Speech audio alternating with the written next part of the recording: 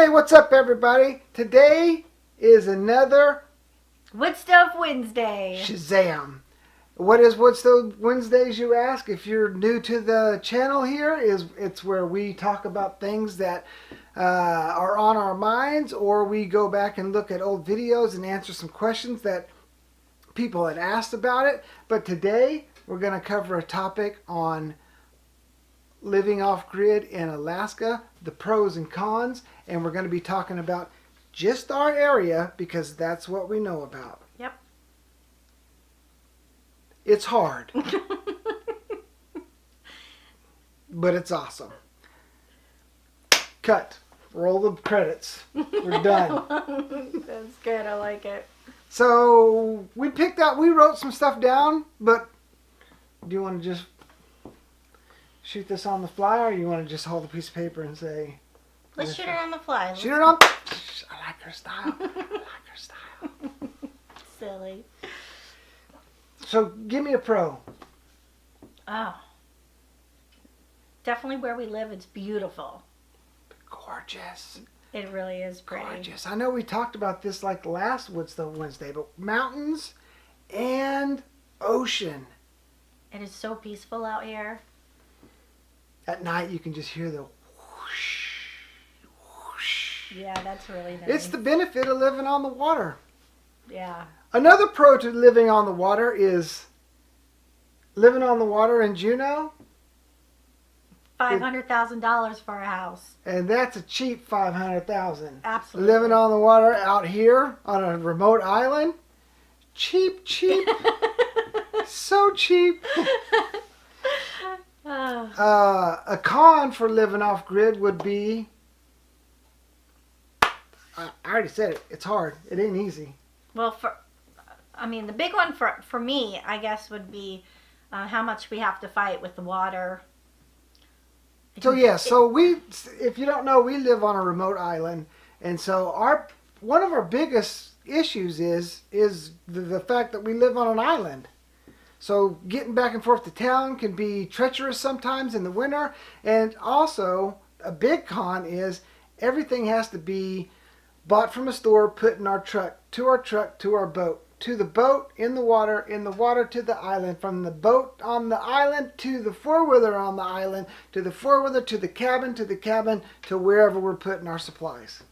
That's a lot of steps. So, for instance, last week we were bringing wood. Yeah, we brought about 600 pounds of wood. And that awesome trailer that trailer that I built.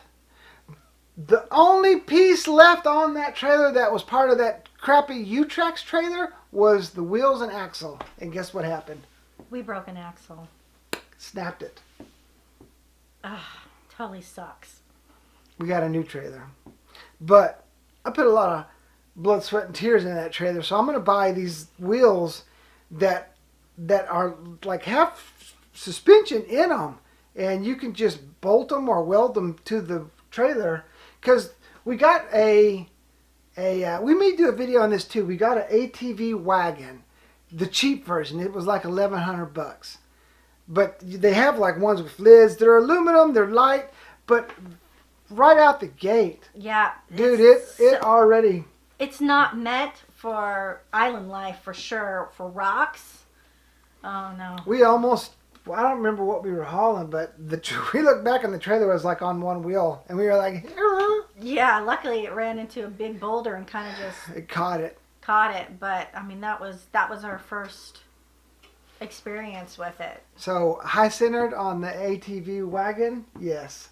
So a con is when something happens, such as our trailer taking a kaput. It literally puts us at a stop for everything.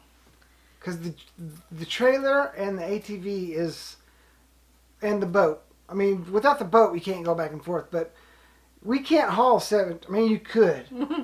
I mean, I'm not saying that we're any better than the Egyptians back in the day making the pyramids. Or aliens, whatever. But, hauling 700 pounds of lumber a quarter mile away is... Dude, my back would be broke. Our back is broke. So yeah, when the trailer broke, we were like, what do we do? Do I spend extra money and get a bigger welder so we could weld stuff, and then I have to order the stuff on Amazon and then or wherever from the lower 48, and it's going to take 2 weeks to get here. So then we're at a 2-week standstill. So there was a trailer in town. It was more than what we wanted to spend, but it's a good quality trailer, just a little high. That's all. Yeah, yeah. No, and then I think we could, back up you more when you talk about the boat. For us, that's how we get back and forth. And I think, one of the things that I'm always worried about, he doesn't ever worry about anything because I'm worrier in the group, is, or one of my biggest fears. Because I'm a problem solver. One of my biggest fears is, Mac Daddy. if we're going back and forth, we have 4 foot, 5 foot, 6 foot seas, but hopefully since we have that trailer that we can haul our boat up, there's no reason for us to leave during that. But my biggest fear is, being in high seas and the outboard engine taking a poop, and then you're in high seas, and so we've got a 115 Mercury, but if the Mercury cuts out and you're in rough weather, we've got a little 1980s Nissan 8.8 kicker, but I don't think, even if we fire that kicker up in rough water, I don't think that's got enough mustard to get us anywhere. But that's why I'm trying to convince her to let us get a bigger boat with twin engines on the back. You know what I'm saying? Like a 28 foot with 2 twin 200s on the back. We'll be doing wheelies all the way to the island. Wow! I told him he'd have to go back and work up the mine, dude. I said, no way. I'm keeping my boat. Lieutenant Dan! Oh, gosh. So I think that's one of my big fears, is definitely dealing with the boat. Yeah, it's rough. But a con for me is the seclusion here. Yeah. I love it because we've got neighbors, but they're not too close, but they're not too far away. And so, especially in the summertime, like on one of our videos, you guys met Craig and Millie. They're the nicest couple, one of the best neighbors you could possibly have. Absolutely. Hi, Craig and Millie. But in the wintertime they leave, so we have another neighbor, but they live on the other side of the island, on the side of the island. So we see them maybe once a week, if that. Yeah. But it's always nice to run into them. Like when we brought the trailer over, we gave them the old text and said, "Hey, you want to help us?" Yeah, would you mind helping us get this trailer? Because it wasn't light. No. It's a couple 100 pounds and getting it out of the boat and onto the beach. That was really nice. And he said, sure. Yeah. Yeah. But with the seclusion, well, I guess we kind of covered that. I like being secluded, but I'm not like a hermit. Exactly.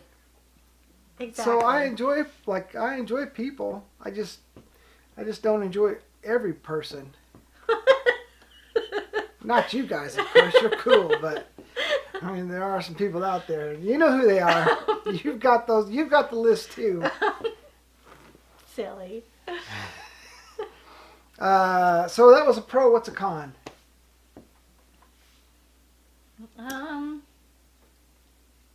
It's You talked about it right here. That's why I got the list. Hurt or sick. Oh yeah. Like for us, we're an hour away from town. In the winter, an hour would be a good time. It could be an hour plus. That's in rough weather. In rough weather, yeah. So if we get hurt and need to go to town, you might not even be able to go to town. Yeah. So worst case scenario, you could always call a chopper to come get you if they can fly in the weather. Lord. And if all else fails, hello, Coast Guard. Yeah. So I guess, that's something to think about, because if you get hurt and you need to hire a chopper, Get to the chopper. I mean, God only knows how much money that would be to have somebody come pick you up. Yeah. And then, I guess if you're really bad, Coast Guard. But I don't know if you have to. I don't know if you got to pay for that. You probably do. That'd be horrible. No, thank you. So, we try to be really, really careful out here. Yeah. I'm always telling him to put his safety harness on. Yeah, like we were cleaning out the chimney and we put a new stack on because it was having a little issue drawing. So we bought a new stack, put it on. And so we're doing this in 32-degree weather, so... Yeah, it was a little slippery on the roof. Yeah. And she goes, "Did you put your harness on?" And I was like, "Yeah." But with that, we should also say that you're off grid, and what happens when in doubt, Murphy's Law will always kick you right between the legs. So, like I said, we've been having trouble with the stove drawing. I mean, not drawing, but like when we crack it, we get more smoke than we normally do. So, we think we've remedied that. We cleaned it. We put another stack on it.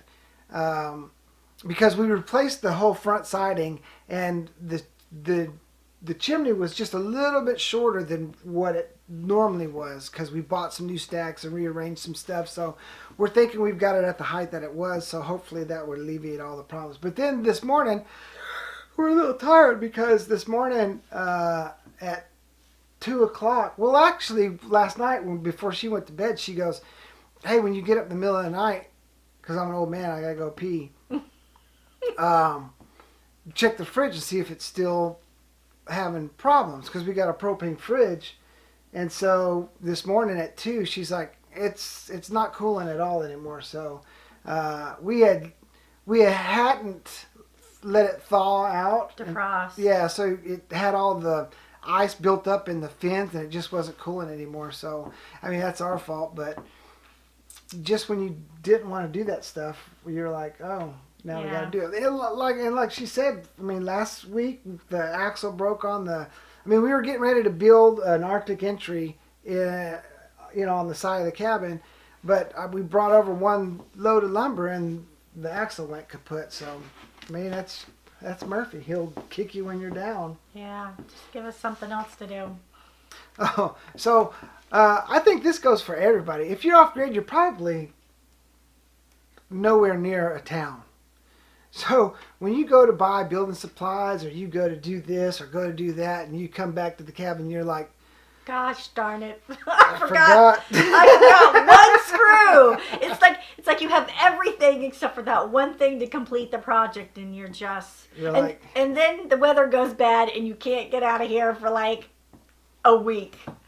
It is what it is. Yeah. Another con. We're focusing on the cons. Let's move over to the pros. Okay. Hey, pro here. We live on an island. It's not claimed by any city or borough at all. No taxes, yo. I mean, we don't pay a dime. That's nice. Cha-ching. And nobody has to come and analyze what my building looks like. Yeah, we don't got no. I mean, there's no. You can't pull a permit because we don't belong to a city. But on the other side, we don't have a zip code either. No, we don't. So, like in Juneau, you pay city taxes. So if we go to Juneau to buy stuff, if you don't live in Juneau, like say you live in Sitka or you live in Haines, and you come, you don't have to pay taxes. But since they're like, well, we don't have a zip code. What? You gotta pay taxes, son. It just ain't right. It ain't right. What? It's true. It is true. Another pro, you might think of it as a con. People may think of it however. I think of it as a pro. I love the challenge. I love the challenge of it all. Because when we started out, yeah, we didn't know. We're going to do it this year. We should have been doing it from the get-go, but we're going to do it this year in closer to the end of December. We're going to do a video that sums up everything that we've accomplished this year. And I think we'll start doing it every year. Because at times I scratch my head and I'm like, what did we get done this year? It doesn't seem like we got anything done. But I mean, we did do a lot this year. So we're going to do a big. But she's right. The challenges are it's hard at the time, but when you kick back and relax, you're like, dude, I put every nail in, I put every screw in. This is my work, and Well, I think just accomplishment of, going from knowing nothing to what we have accomplished. knowing nothing. Okay, me. No, I'm just kidding. I don't know nothing either. I'm just winging it. Prayer, huh? A wing and a prayer. That's it. So this is a pro and a con. It's cheap to live off grid. No, wait a minute. No, it's not. No. No, it's not cheap to live off grid. Because At least right now, it's not cheap for us because you got to buy your battery bank, you got to buy your inverter, your charge controller, your solar panels, you got to buy your generator, you got to buy your ATV, you got to buy your trailers. We're getting hit with all the upfront cost. But in the long run, 5 years from now, it should be downhill. yeah. So I think once we get the solar panels set up, that section will be over, and I think that's going to be a big, woohoo, we finally got that done. Because that's, yeah. Well, I guess until we decide to probably build on the back, that's going to be a huge project. Oh, we're about too. to build on the back, Joe. I'm about to build it up. So for the next 5 years, for us, it's going to be Yeah. pretty darn expensive. But eventually, And here's the problem. So, we don't have any debt, and we ain't going into debt. So, I'd love to get this done, like, pow, pow, pow, just knock it out. we can't do But that. we got to save a little bit, then we got to spend a little bit. Mhm. You got to save a little bit, then you got to spend a little bit. So when things like this happened, like I just bought all the lumber, I was like, yeah, cha-ching, and then the axle broke. I was like, oh, man, because I didn't want to, I had already built that. I didn't want to Yeah. rebuild it. That's $1,000. That would have been for wood. That means we have to put things on hold. And we ain't rich. No. Here, yes. Monetarily, no. But I mean, we're not poor either. I mean, we're well enough that we can live. I mean, I retired about a year and a half ago, Mm-hmm.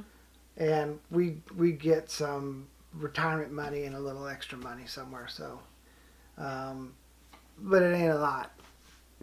I think we live below the medium income for the United States, but it is what it is, folks. We have I'm fun happy. We have fun where we're doing it. Yeah.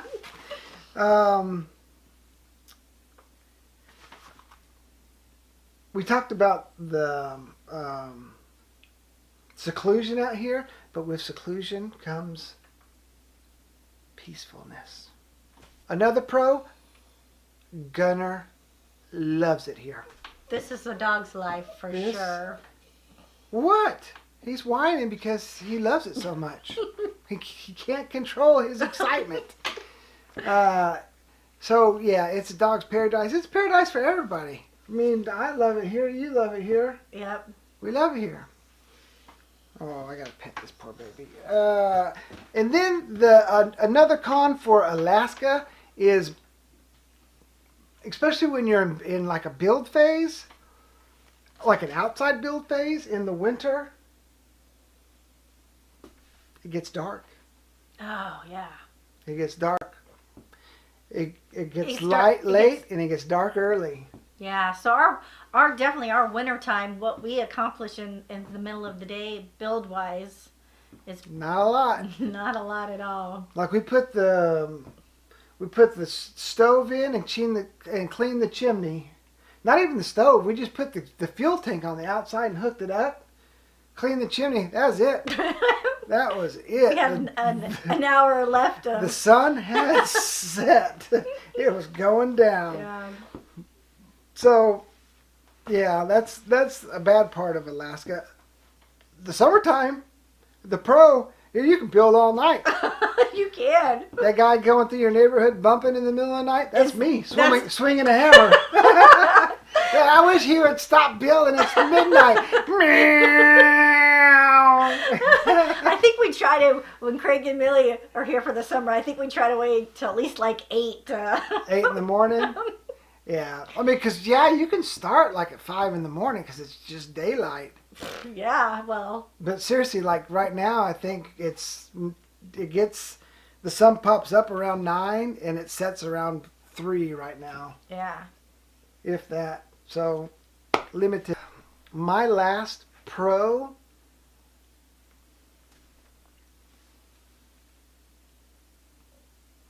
You can pee right off your front porch. Boom. He does love to do that. You don't have to be right off the front porch. You can go to any side of the house and just let it go. You know what I mean? Like when you're in your HOA residential neighborhood and you're like, I gotta go pee. I mean, I just pee. Because you know what? There's no police here. I just let it go. Sometimes you want to find a tree. Not here because you just let it go. You don't even need a tree. I mean, it's nice to have something to aim at, but not needed. Well, the pro is we absolutely love peeing off the porch. No, we love what we do. That's true. It's fun. That's true. So, it's time to get on with the commenter of the week. Okay, tell me who it is. I gotta find him first. And I gotta read. Man, I need bifocals, so I'm always like squinting trying to read this. Commenter of the week. This was for when we were putting the storage boxes and extra seating in the boat. And so the commenter of the week is Hansford Boatman the second. Mm-hmm. So I said nobody likes the boat videos. Oh. Because they don't. I mean, seriously. Like, normally we get like 400 or 500 people watching and within the first couple of days. But the vote video, they're like, 200, done. Done. So Hansford Boatman said, count me in. Oh, somebody just did something I can't see. Count me in the particular little tiny crowd. Love the project. Having the anchor set in the wood is perfect. My boat is smaller, an 18-foot Calmath, but it work. How does that say? But it will work well. Perfect. Thank you very much. So, Hansford Boatman, subscriber of the week. Thank you very much. If you want to be subscriber of the week, what do you got to do? You got to comment below. Well, not on this video, but on another video. You got to comment on the videos, and we pull comments off the videos, not on these videos, but I guess we could do it on this video. Sure. Whatever, dude. It's our channel. We do what we want. Punk rock. So, anything else? No. How do we wrap these up? I forgot. If you like our videos, give us a thumbs up.